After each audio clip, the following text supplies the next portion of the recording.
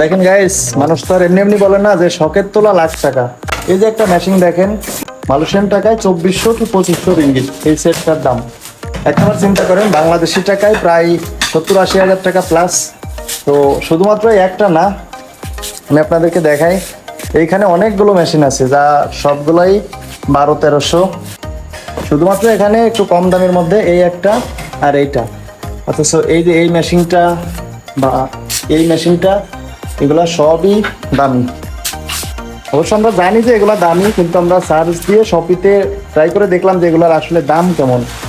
তো দাম দেখে তো সত্যি আমরা অবাক যে মানুষের শখ মানে কোন লেভেলে থাকলে এত দাম দিয়ে মেশিন কিনতে পারে।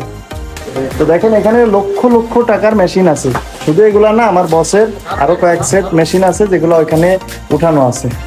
তো বন্ধুরা, আমার এই ভিডিওটা যারা দেখতেছেন, এর ভিতরে যদি কেউ আপনারা মাছ মারতে ভালোবাসেন, অবশ্যই কমেন্টে বলে যাবেন।